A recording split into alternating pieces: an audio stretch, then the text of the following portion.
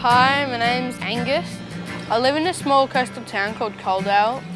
I go to school at the Illawarra Grammar School in Wollongong. I'm supposed to go back to school in 2 days, but instead I'm going to India for 2 weeks to work at a temporary eye hospital with my family.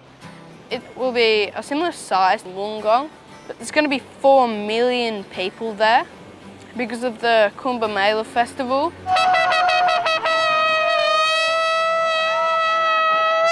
The Kumbh Mela is a religious festival that is held in Haridwar every 12 years.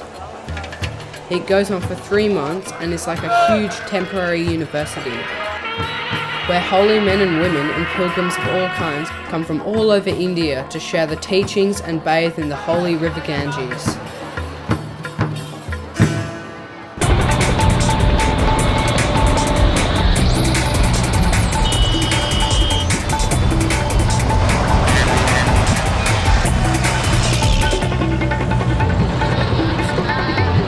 It's less than 24 hours since I was out surfing, and I'm flying through the chaotic streets of Delhi in a 3-wheeled auto rickshaw. It feels like a white-knuckle fairground ride, but way more dangerous. Right now I'm standing on the balcony of my hotel room, which is right on the river Ganges.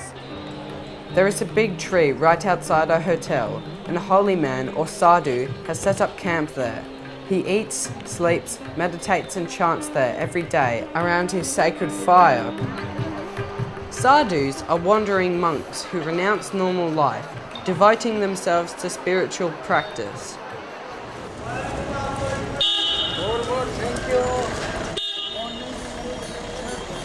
Arriving at the ashram is always a relief.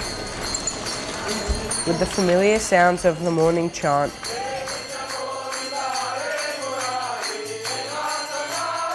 the smells of incense, the spiced tea called chai, and delicious food from the kitchen. What is an ashram? A place where monks live, seekers live, and visiting devotees live. They come and use it as a time for quiet, for chanting, for meditation, to study the Indian scriptures, and use it as a way to understand life.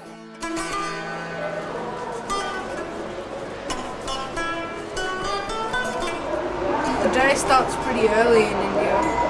Everyone seems to be up and about chanting, cooking food.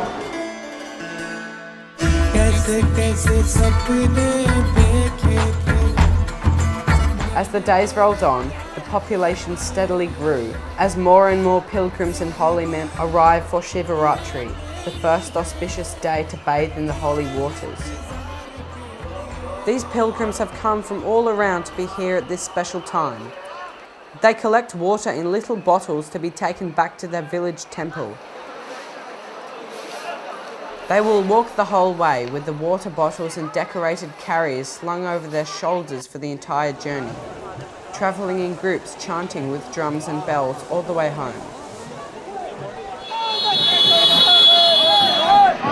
The procession is led by the naked Naga Babas. Locals offer sweets called prasad to the holy men, who are revered and respected by the spectators.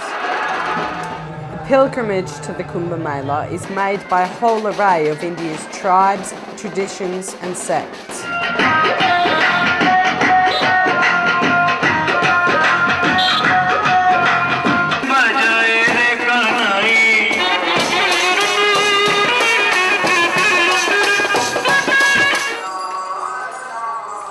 The Kumbh Mela authorities have asked Gurudev Nityananda, as one of the leaders of his tradition, to help support the medical service by hosting a blood drive. So they've asked us to organize people to come and donate blood.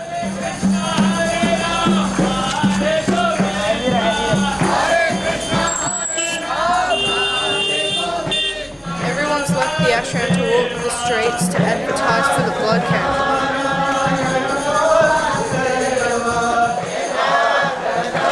We walk along in a big group, chanting and calling out to people to come along the next day to the Shanti Mandir ashram to give blood.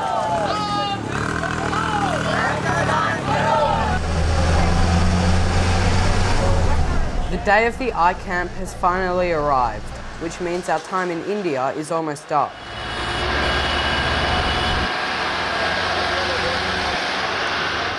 We have been here for a week and a half now, and so many exciting things have happened, it seems like months.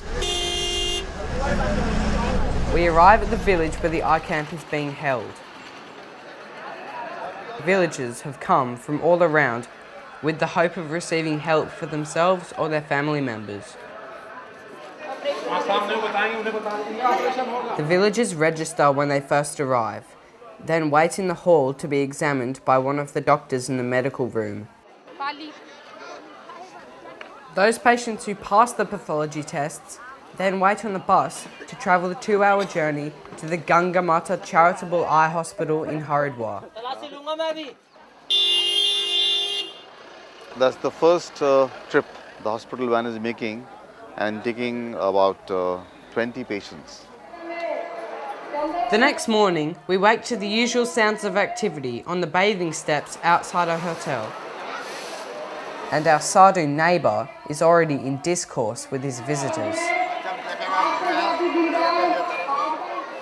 The patients from the eye camp had their operations yesterday and stayed overnight at the hospital.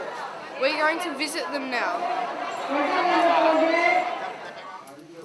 These patients will soon be discharged from the hospital to make way for the next batch of patients that are about to arrive. Ask him if he has taken the eye patch off yet. Shanti Mandir has been conducting 2 eye camps every year for over 10 years and have just agreed to add a third. Why does Shanti Mandir have charities? I believe that instead of thinking that I am helping somebody, actually it helps me to become big-hearted, to be open-minded, and to share that which God has given me without being selfish and using it for myself. It's time for us to leave. We pack our bags and head out to get an auto rickshaw to the ashram to say our goodbyes. But it's going to keep on getting busier until the next bath, which is in about a month. Back to the ashram and then the airport. There is a surprise in store for us after the chant. We have been invited to go to the camp of the Nagababbas to visit one of these great men.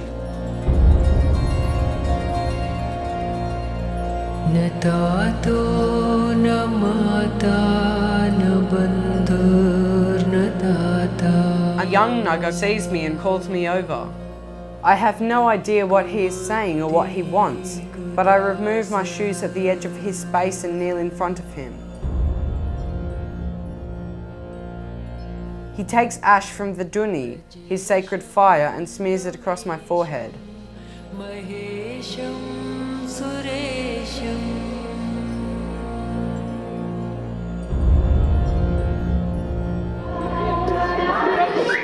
I'm not exactly sure what I expected before I came to India, but I discovered that it's more flamboyant, chaotic, crowded and different than I could ever have guessed. But India is rich in its deep and ancient culture. The sadhu that lives here has the simplest of lives.